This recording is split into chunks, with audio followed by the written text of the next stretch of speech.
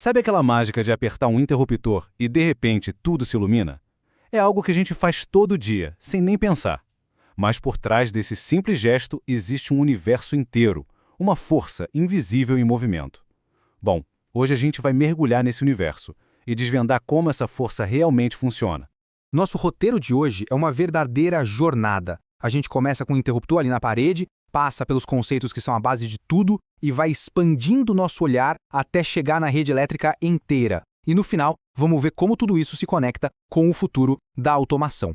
Para começar, a gente precisa entender a regra número 1 da eletricidade. Ela sempre precisa de um caminho completo para poder fluir. E é exatamente isso que a gente chama de circuito. Essa pergunta parece tão simples, né? Mas a resposta dela nos leva direto para o coração do assunto.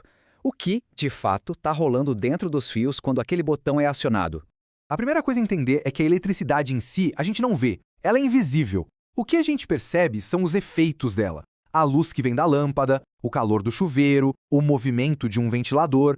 E olha que interessante, qualquer circuito elétrico, não importa o quão complicado ele seja, se resume a essas três partes.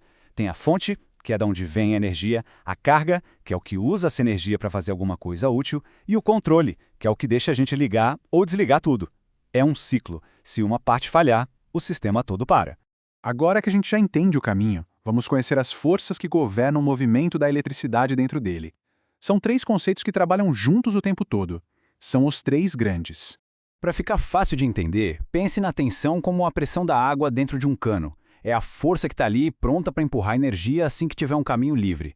É por isso que uma tomada 220 volts tem mais força, mais pressão que uma de 110. Ok, se a tensão é a pressão, a corrente é o fluxo de água em si. É a quantidade de elétrons que está de fato passando pelo fio a cada segundo. Cada aparelho é feito para aguentar uma certa quantidade de corrente, ou seja, de amperes. E o mais legal é que essas forças não são independentes. A famosa lei de Ohm mostra que elas têm uma relação matemática bem precisa. A resistência, medida em ohms, é basicamente o que atrapalha a passagem da corrente. É essa lei que explica por que um fio muito fino esquenta se a gente tenta ligar um aparelho potente nele. A resistência do fio é alta demais para a corrente que precisa passar. Então, a gente tem a pressão, que é a tensão, e o fluxo, que é a corrente. Quando a gente combina as duas, o resultado é o que chamamos de potência elétrica. É a capacidade de finalmente realizar um trabalho. E essa analogia do shopping é simplesmente genial para entender isso. Imagina só, a potência aparente é o copo cheio, é tudo aquilo que a gente puxa da rede elétrica. A potência ativa é o líquido. É a parte que realmente faz o trabalho, que mata a sede. E a potência reativa? É a espuma. Ela não faz o trabalho principal, mas é necessária para alguns equipamentos funcionarem, tipo motores. E aqui a gente vê um exemplo prático de potência ativa. Uma lâmpada daquelas antigas, incandescentes, só transforma 10% da energia em luz. O resto vira calor. Já uma de LED, olha a diferença. Aproveita uns 85% para iluminar de fato. O ponto-chave é, a gente paga pela energia total, mas só usa de verdade a potência ativa. Alguém já se perguntou por que quando uma lâmpada queima, as outras luzes da casa continuam acesas? A resposta para esse mistério está em como os circuitos são montados. Basicamente, existem duas formas de conectar as coisas, em série ou em paralelo. Em série é como uma fila única. A eletricidade passa por um componente, depois pelo próximo. Já em paralelo, a eletricidade se divide, criando vários caminhos para passar por todos ao mesmo tempo.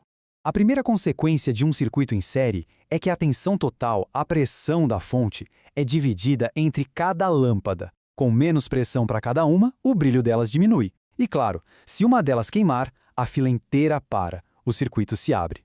E é exatamente por isso que as nossas casas são ligadas em paralelo. Cada tomada, cada ponto de luz recebe a tensão total da rede.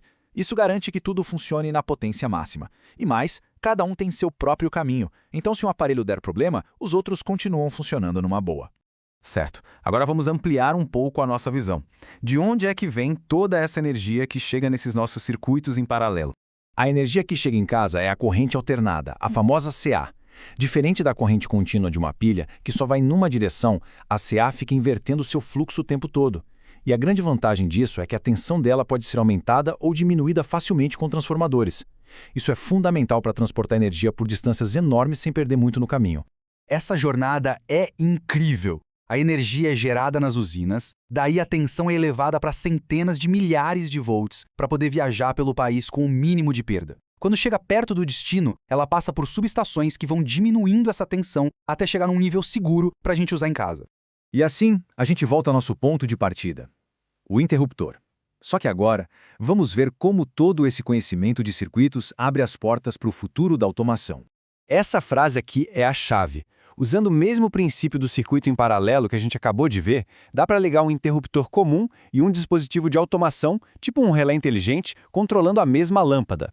E o resultado disso é genial. A luz pode ser acesa pelo interruptor na parede do jeito tradicional ou pode ser controlada por um aplicativo no celular, de qualquer lugar do mundo. Um não anula o outro, eles trabalham juntos, em paralelo. Os fundamentos da eletricidade são a base que permite essa tecnologia toda. Isso nos deixa com uma reflexão, né? Agora que a gente entende o circuito, a tensão, a corrente e como tudo se conecta, desde a usina até um simples interruptor inteligente, o que mais no nosso dia a dia poderia ser transformado por esses mesmos princípios? As possibilidades, literalmente, são movidas pela energia.